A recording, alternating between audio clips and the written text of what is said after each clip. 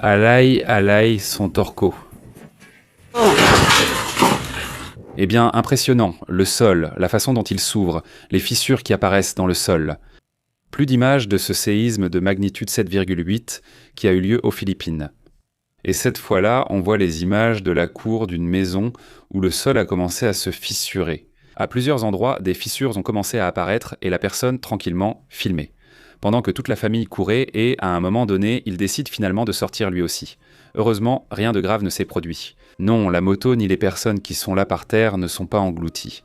Mais oui, évidemment, cela montre bien la force qu'il y a eu dans ce mouvement. Impressionnant, vraiment.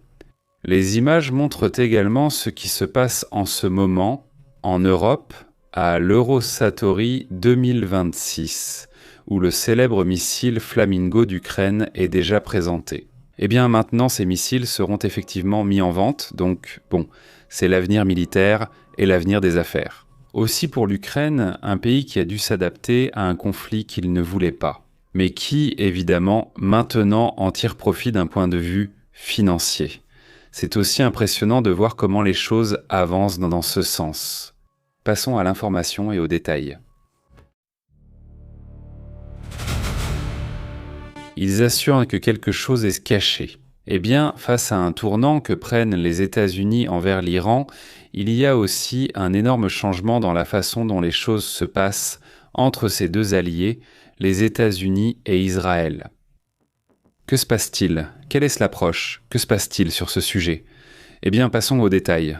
Pour commencer, ils disent à Israël qu'ils ne peuvent pas lui montrer l'accord, c'est-à-dire l'accord qu'ils signent avec leur propre ennemi, avec l'ennemi d'Israël, l'ennemi contre lequel les États-Unis et Israël ont combattu ensemble. Et maintenant, les États-Unis disent à Israël « Nous ne pouvons pas te montrer l'accord ». Que contient-il pour qu'ils refusent de le montrer à leurs alliés? Aujourd'hui, The Jerusalem Post a rendu publique cette inquiétude que ressentent actuellement les Israéliens, Netanyahou lui-même. J'imagine qu'ils doivent déjà mobiliser tous leurs services de renseignement pour surveiller de près le moindre mouvement. Mais évidemment, cela inquiète, du moins pour eux, que l'accord ne soit pas examiné également par les États-Unis et le Congrès américain qui demandent cet accord. Donald Trump répond « Oui, plus tard, un autre jour, on le verra et le lira ensemble avec les médias, etc. » Les États-Unis auraient refusé à Israël l'accès préalable au texte final du nouveau mémorandum d'entente avec l'Iran. Ce mouvement soulève des questions sur Israël, l'avenir du Liban, l'avenir du Hezbollah, le détroit d'Ormuz. La stratégie régionale de Washington serait ainsi posée. Les États-Unis ont rejeté la demande d'Israël de revoir l'accord avec l'Iran avant sa signature officielle, prévue en Suisse vendredi prochain. Il a déjà été signé numériquement, mais Israël l'ignore encore.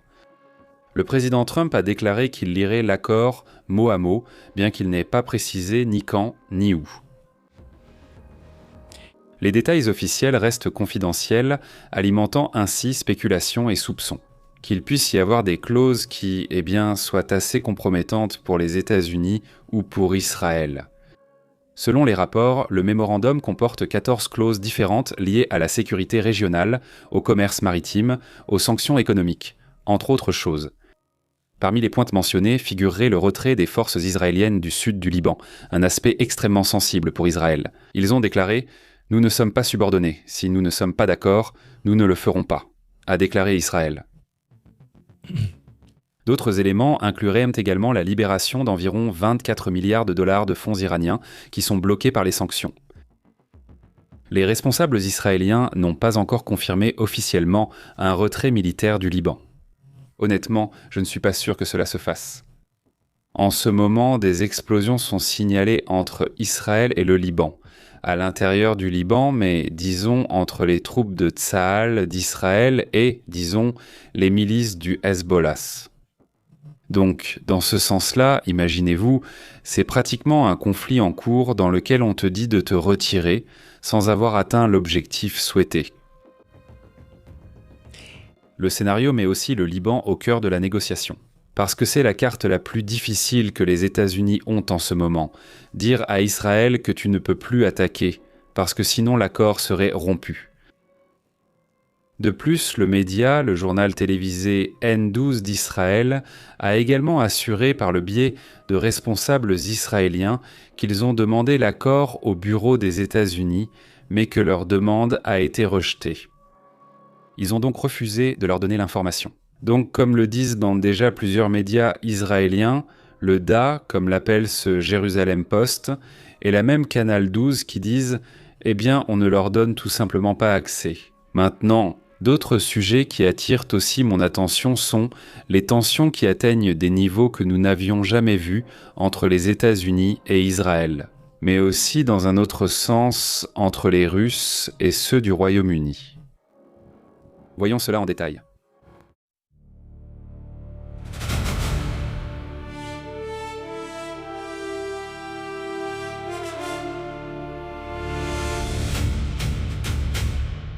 Regardez, sur cette frégate, une frégate russe aurait tiré des coups, ou disons des tirs d'avertissement, disons-le, contre un navire, un yacht britannique dans la Manche. Selon les rapports, le ministère de la Défense enquête, apparemment, sur ce qui serait une série de tirs, à environ 500 mètres d'un navire près de l'île de White. D'après ce qui a été rapporté pour le moment dans cette zone, le navire a tiré en direction de l'endroit où il se trouvait. Le yacht du Royaume-Uni, mais en plein milieu de la Manche, enfin, c'est-à-dire très près du Royaume-Uni. Vous imaginez, est en train de tirer? Pas attaquer, non, pas détruire, mais tirer. Dans cette zone, regardez, si on regarde la carte, ici c'est la France, ici c'est le Royaume-Uni, et la Russie est très loin d'ici. Et dans cette zone, une frégate russe tire sur un navire du Royaume-Uni. Aucun blessé n'a été signalé, il n'y a pas de dégâts. Le yacht a poursuivi sa traversée, mais le HMS Tyne, un patrouilleur, a rendu visite au yacht pour recueillir toutes les informations et vérifier que l'équipage était en sécurité. L'incident s'est produit quelques jours après que le Royaume-Uni a saisi un pétrolier lié à la Russie. C'est-à-dire là même, dans la Manche, le Royaume-Uni va et saisit un pétrolier russe. Cela n'a pas du tout plu à la Russie. Et il semble que ce soit la réaction, n'est-ce pas? Que la réaction consiste à aller et à prendre ceci, ou plutôt pas à le prendre, mais à tirer de loin, comme un avertissement, sur un yacht privé. L'amiral Grigorovitch a été régulièrement déployé près des eaux britanniques. Ils ont fréquemment escorté des navires de la flotte fantôme russe dans la Manche et en mer du Nord. Ils ont signalé avoir ravitaillé en carburant au large des côtes du Suffolk afin de rester près du Royaume-Uni. Il est généralement escorté par des navires de la Royal Navy lorsqu'il navigue près des eaux territoriales britanniques. À ce moment-là, la frégate était surveillée par le HMS Marseille, un autre patrouilleur hauturier qui se trouvait tout près, observant lui aussi de près, disons, le comportement de la frégate russe. C'est aussi un sujet à surveiller en ce moment, non? D'un autre côté, l'armée britannique enquête sur un rapport qui indique qu'il n'y a pas seulement eu des tirs de semonces, mais apparemment il y a aussi eu des communications. On ne sait pas encore exactement ce qui a été dit dans ces communications, mais c'était probablement pour leur dire de s'éloigner, n'est-ce pas, de l'endroit où se trouvait le navire russe. Qu'est-ce qu'il faisait là? Pourquoi cette nervosité? Et pourquoi tirer sur un navire privé? Eh bien, qui sait?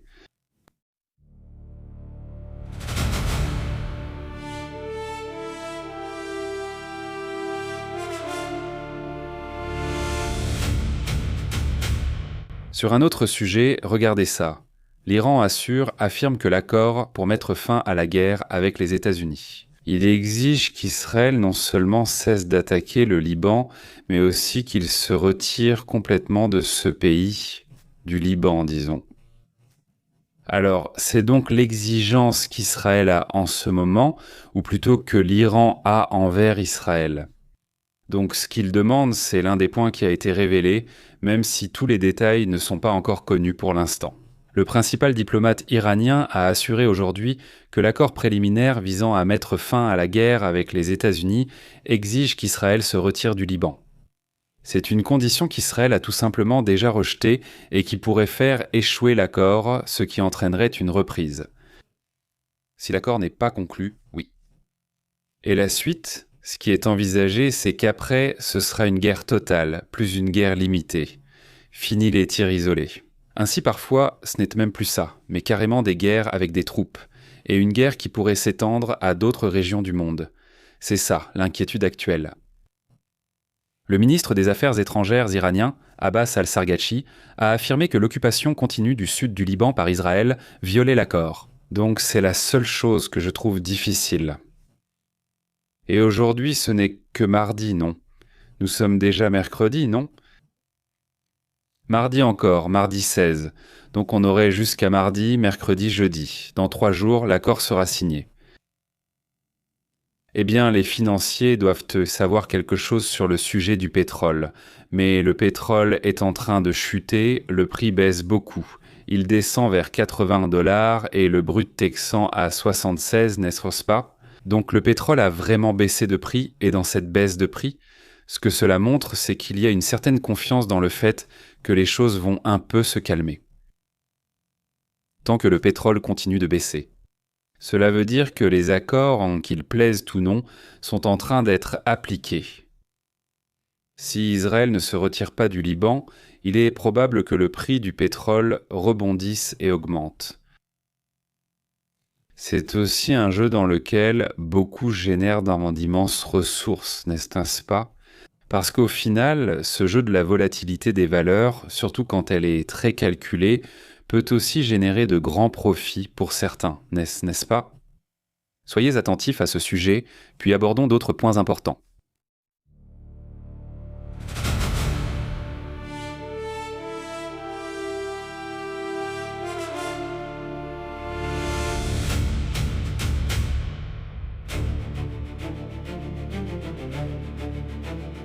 Il dit que, tout comme il y a des conditions de la part de... Attendez, allons plutôt ici. Comme il y a des conditions de la part d'Israël, des conditions de la part de l'Iran, il y a aussi des conditions de la part de Washington. Les États-Unis fixeraient également leurs propres conditions, et le chemin est très compliqué. Le chemin, disons, vers la paix ou vers un accord paraît peu probable, mais il existe et continue d'avancer, n'est-ce pas? Au milieu des risques persistants d'effondrement, la Maison-Blanche a établi des conditions concrètes pour parvenir à un accord. Donald Trump propose de lever les sanctions économiques, de faciliter la réintégration de l'Iran dans l'économie mondiale si le régime satisfait aux exigences. Les États-Unis exigent le démantèlement complet du programme nucléaire iranien, y compris centrifugeuses et infrastructures pouvant produire des armes nucléaires. C'est dans cette direction qu'ils vont. La proposition comprend également la libération progressive de fonds gelés pouvant aller jusqu'à 24 milliards de dollars.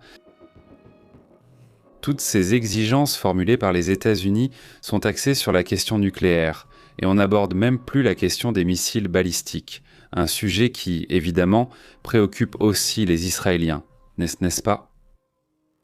Aujourd'hui aussi, cela m'a beaucoup interpellé, mais il a fallu que J.D. Vance lui-même, le vice-président des États-Unis, sorte pour reconnaître ce que personne dans le gouvernement américain n'osait dire, que l'accord, le mémorandum d'accord, est extrêmement général, il est générique, tout est très générique.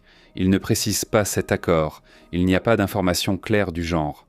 Voilà, voici les détails, cela va se passer comme ça, cela va arriver comme ça, non, il n'y a pas de détails.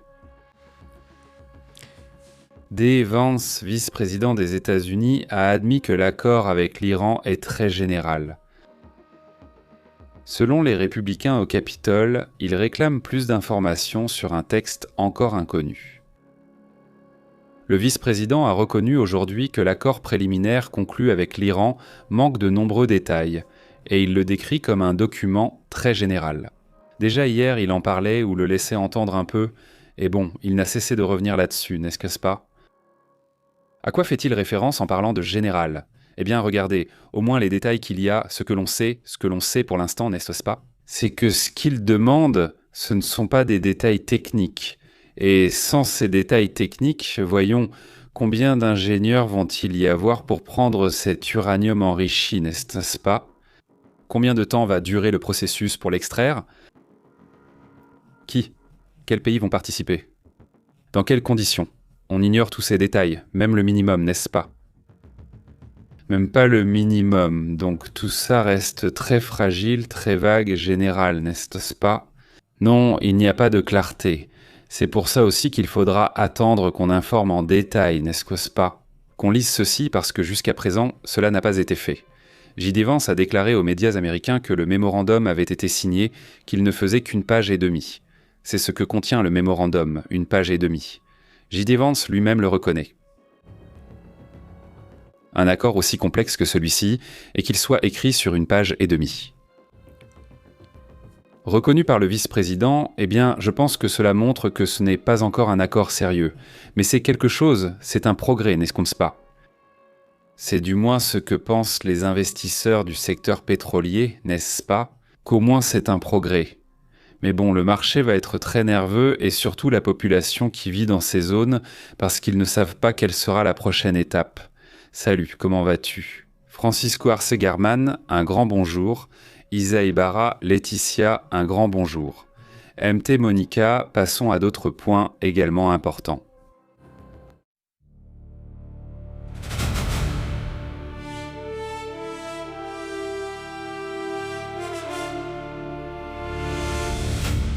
Regardez, il y a une image qui attire mon attention aujourd'hui. C'est cette image, si on peut la mettre par ici. C'est une image d'une inondation en Chine. Les petits cochons, eh bien, ce qu'ils ont trouvé pour se sauver de l'inondation, c'est de s'approcher des grilles, vous voyez? Et là, ils sont comme s'ils attendaient qu'on les aide, n'est-ce pas? Regardez, tous les petits cochons de la ferme sont allés nager jusqu'au bord de la grille. Et ils sont là. Vous voyez qu'ils lèvent leurs petites pattes, et puis sur l'image, on voit qu'ils changent de place et vont vers une autre grille. Ils partent en nageant, tutu, et ils s'en vont. Et c'est comme s'ils allaient se là-bas et rester là, et ils font ça. Très intelligent, vraiment, parce que ce n'est pas juste rester là à flotter, on ne sait jamais ce qui peut arriver, n'est-ce pas? La logique aurait été de rester là et d'attendre de recevoir une aide quelconque, non? Cette image est devenue un peu virale. Ça, c'est à Wanshi, là-bas à Shira, dans une ferme porcine, où tous les cochons ont décidé de ne pas s'échapper ni d'aller ailleurs, ils sont simplement restés là comme des petits poissons. Je ne sais pas, j'ai trouvé la réaction au moins intéressante. Passons rapidement à la suite.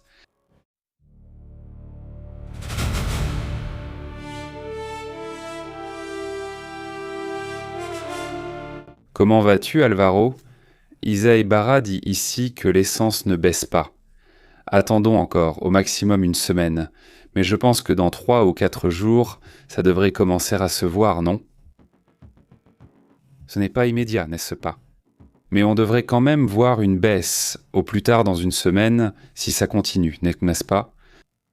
Si ça continue, alors attendons juste un peu, rien de plus. Mais ça devrait baisser, sinon, eh bien, ça n'aura pas été une si bonne affaire. Mais évidemment, ça devrait baisser. L'essence, ce serait l'un des premiers points. Le diesel, le gaz, tout ça devrait baisser. Ce serait la logique, disons, dans toute cette affaire et, eh bien, tu as raison, sinon, on ne le voit pas encore, n'est-ce pas? Ça n'est pas encore arrivé. On verra plus tard. German, Monica, Diego, comment vas-tu? Un grand salut. Oui, c'est-à-dire, vendredi, ça va être signé en Suisse. Ça, disons, je ne peux pas dire que c'est un fait, mais c'est confirmé par les deux parties.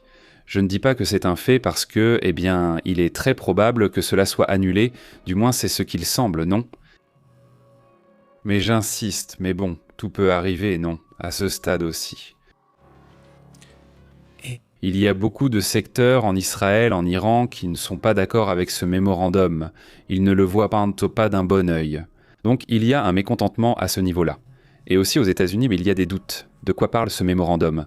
Pourquoi ou quels sont les... Comment cela va-t-il être mis en œuvre? C'est donner cette idée de récupérer, ou plutôt ce n'est pas récupérer, mais de prendre l'uranium parce que récupérer, non, parce que ça a été, disons, travaillé. Ou par les Iraniens eux-mêmes dans cette expansion pour l'amener à un enrichissement à 60%, ce qui est le plus préoccupant? Pour l'instant, non. Allons au prochain direct, allons-y, ne me retenez plus, allons-y comme ça, vous savez déjà comment ça fonctionne, allons-y.